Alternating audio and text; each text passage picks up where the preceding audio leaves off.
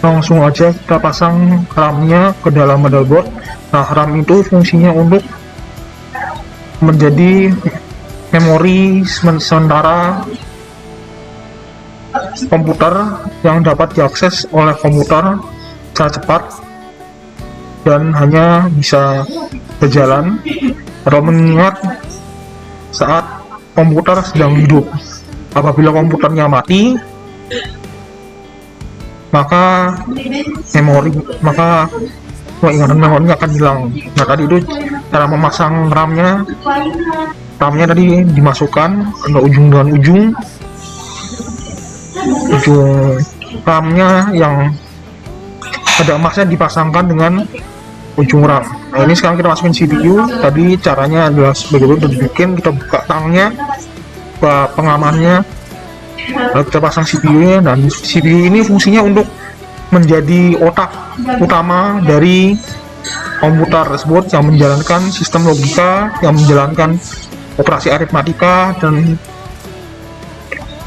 mungkin bisa menjalankan AI juga kalau prosesornya udah mahal. Nah, ini sekarang kita akan memasang dudukan dari fan cooler yang ditaruh di bawah motherboard. Nah, fungsinya fan cooler ini tentu saja untuk mendinginkan semua perangkat yang tertanam di motherboard, khususnya CPU, karena fan cooler nanti dipasangnya di CPU. Ini kita lagi pasin dulu bagian penyangganya fan cooler di bawah motherboard ya, tepat di bawah CPU. Nah, ini fan coolernya seperti ini cara masangnya. Nanti ujung kabelnya fan cooler itu nanti dicolokkan ke bagian power supply-nya fan cooler yang udah bertanda, yang ada tandanya di motherboard.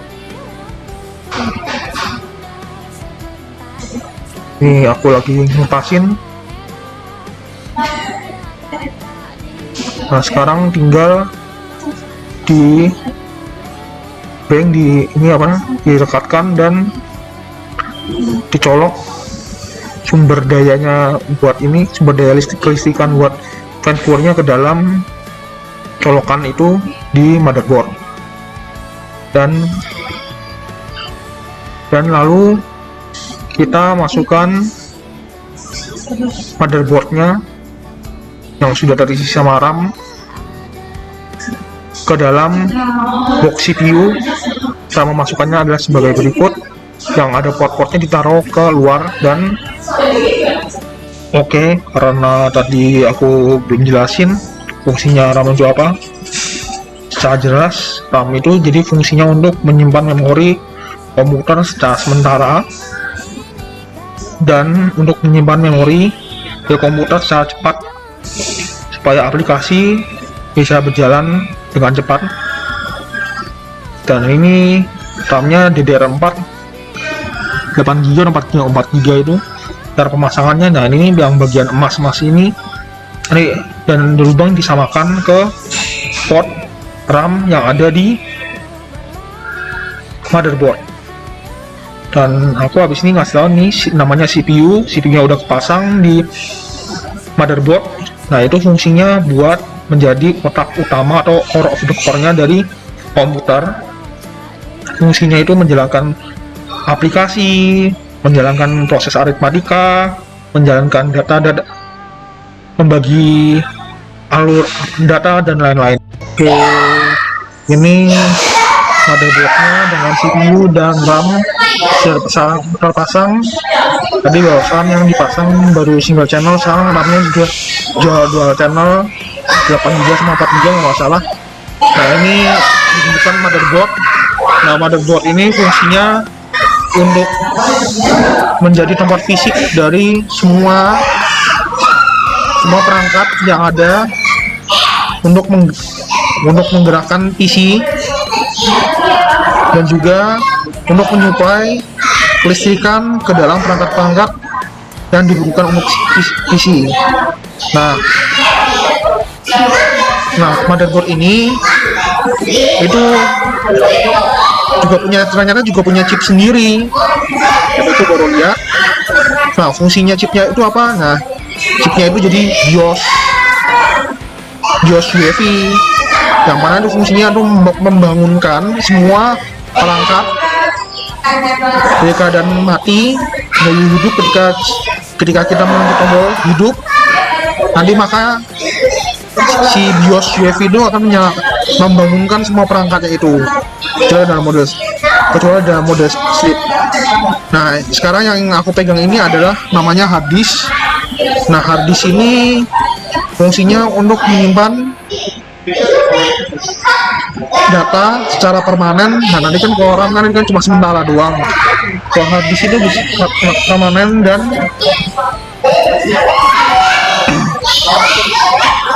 ketika kalau mati ya datanya nggak hilang. Jadinya cocok buat menyimpan kayak OS atau film-film yang video-video yang berukuran besar dan lain sebagainya. Tadi juga sudah aku tunjukin apa itu fan cooler. Nah, fan cooler itu fungsinya itu buat mendinginkan perangkat-perangkat khususnya CPU yang ada di PC supaya nggak terjadi thermal throttling. Nah, yang aku sekarang pegang ini, satu lagi fungsi dari fan cooler itu juga untuk memperpanjang usia pakai perangkat dalam komputer. Nah, nanti aku nunjuk ke power supply. Power supply itu fungsinya untuk ya seperti namanya menyuplai daya ke dalam motherboard tersebut supaya motherboardnya bisa berjalan. Dan itu ada obeng-obeng yang akan kita pakai nanti buat memasang motherboard dan bahan-bahan yang lain seperti hard disk dan power supply. Beres seperti itu. Oke, sekarang kita akan mengencangkan fan cooler beserta heatsinknya ke CPU. Kita kencangkan dengan baut dan obeng, lalu ya seperti biasa putar-putar. Ada 4 biji karena bentuk kotak. Kita kencangkan semua waktunya kita kencangkan ke dalam motherboard tersebut. Nah, seperti ini. Mohon maaf agak lama perekamannya. Nah, sekarang ini kita sedang mengencangkan motherboardnya ke dalam casing dari CPU tersebut. Nah, ini power supply-nya ini kita masukkan ke dalam PC dengan posisi port. Nanti menunjukkan posisi port untuk memasukkan daya AC dari colokan di bangunan ke, nah ini yang sekalian tunjukkan ke dalam komputer. Nah, sekarang kita kencangkan bautnya untuk ke power supply.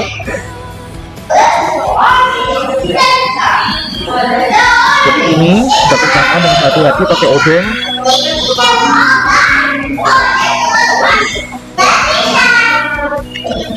Jangan pakai mesinnya, karena kalau pakai mesin bisa ngerusakin casingnya. Mending manual lebih enak. Yang gak enak juga sih. Oke, kita harus dengan sabar kita mengencangkan baut-baut tersebut. Agak sulit ya, jadinya aku waktu itu juga dibantu sama beberapa teman aku, gak cuma sama Elang juga. Agak rumit. Nah, sekarang kita memasang hard disknya ke dalam motherboard, ke dalam CPU, ke dalam casing CPU maksud saya. dan kita kembali kencangkan menggunakan baut.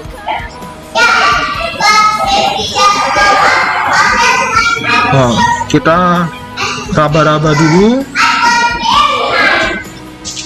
yang mendekati baut, maksud saya yang disamakan adalah lubang di dalam hard disk dengan lubang yang ada di dalam casing CPU.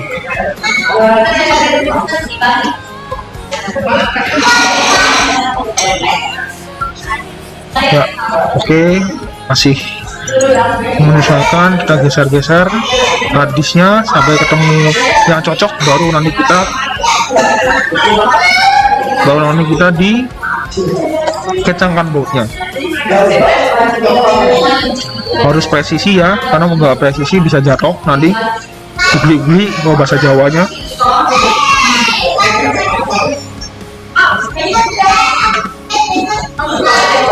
Ya, terlihat rupanya sudah pas ini posisi hard disknya terhadap lubang-lubang di casing CPU. Sekarang masih belum.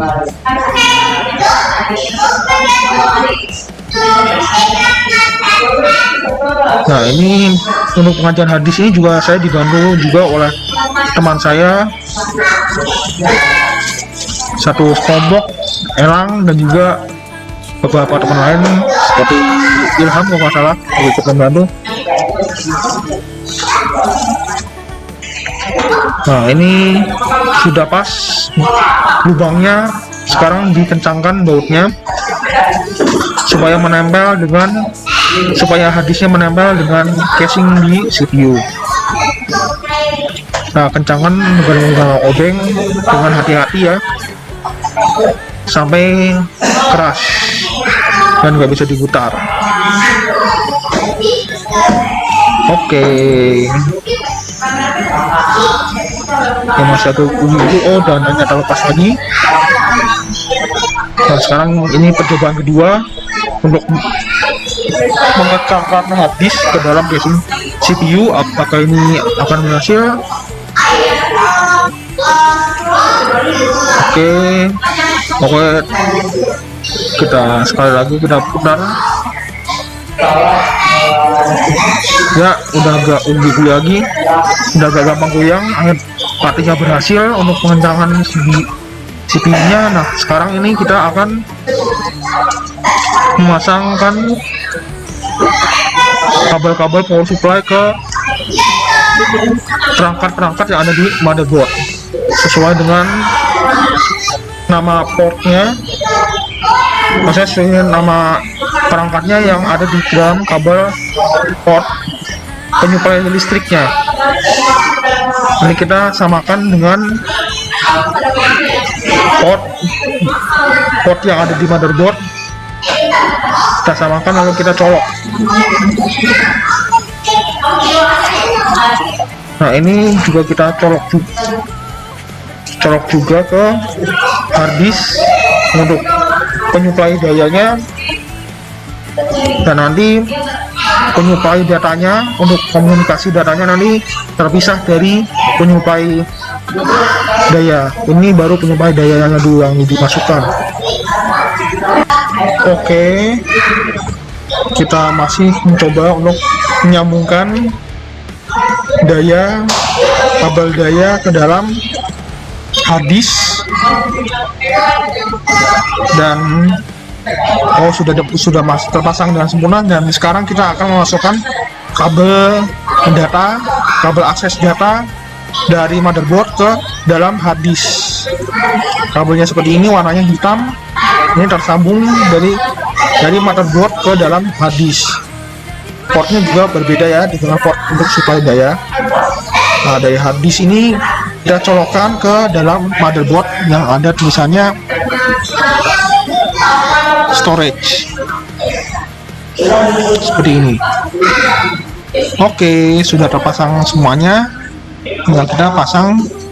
Masih ada pasang lagi kabel audio, kita pasangkan ke dalam port yang ada tulisannya audio. Sip. Oke, di kabel daya ke dalam audio sudah berhasil terpasang. Siap. Oke, kabel audionya sudah terpasang. Nah, sekarang kita kembali lagi ke fan cooler. Kita kencangkan lagi fan coolernya. Oke, kita sudah selesai dengan heatsinknya. Sekarang kita lanjut ke pasang power supply ke dalam motherboard, kabel power supply. Nah, ini yang ditunjukkan di video saat ini. Kita memasang ini kabel data dari USB, dari motherboard ke hard disk. Nah, ini dari hard disk ke motherboardnya. Untuk dayanya kita colokkan ke dalam motherboard seperti ini. Cari yang ada tulisannya HDD di port belakangnya, kita cocokkan dengan yang ada tulisan HDD di motherboardnya. Nah, seperti ini sudah tercolok.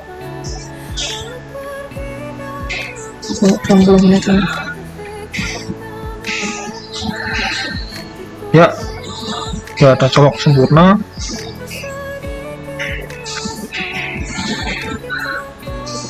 Oh, masih ini ya, dicari port yang paling bagus. Bukan paling bagus, tapi paling sesuai untuk dimasukkan kabelnya.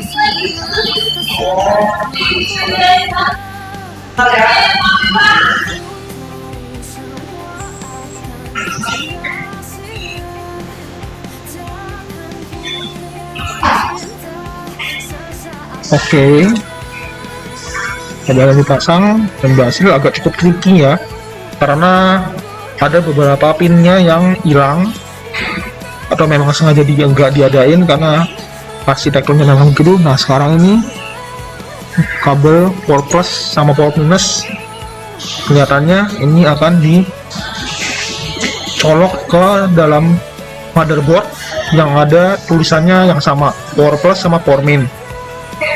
Juga agak hati-hati juga karena ada seperti kayak paku-paku itu yang paku-paku colokannya itu yang nggak ada.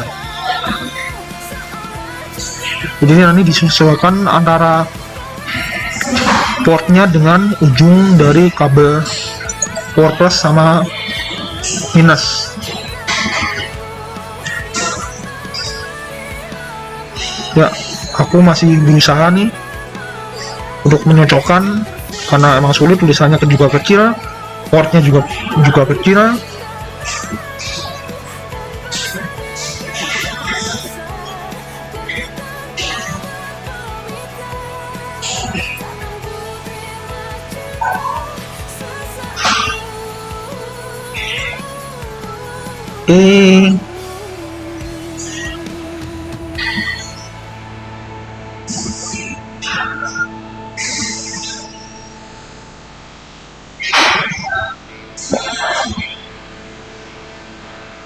Portnya juga masih kabelnya juga masih dicoba-coba oleh saya untuk dimasukkan, dan mohon maaf tidak saya cut. Oke, sudah di cut ya ternyata, dan ini hasilnya sudah tersambung dengan baik kabel power plus sama minusnya. Dan ini posisi lebih dekat lagi. Oh, ternyata saya salah. Saya mencoba untuk memasang kembali kabel power plus dan power minusnya.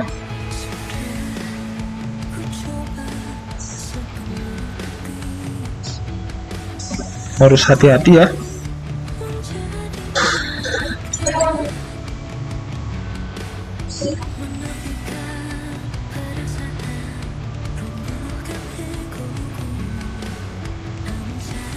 Kita cocokkan portnya dengan kabelnya. Maksudnya ya, ujung port di kabel sama ujung port yang ada di motherboard.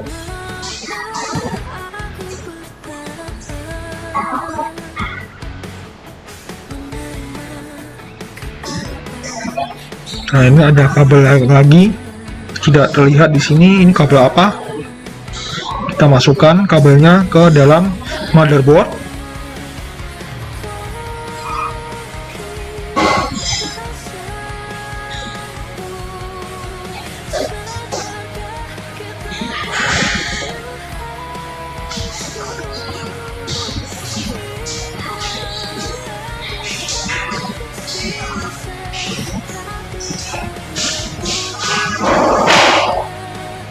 Oke, kabelnya sudah terpasang semuanya, dan aku coba untuk ini bolak-balik. Oke, sudah gak jatuh. Oke, waktunya ditinggikan seperti ini.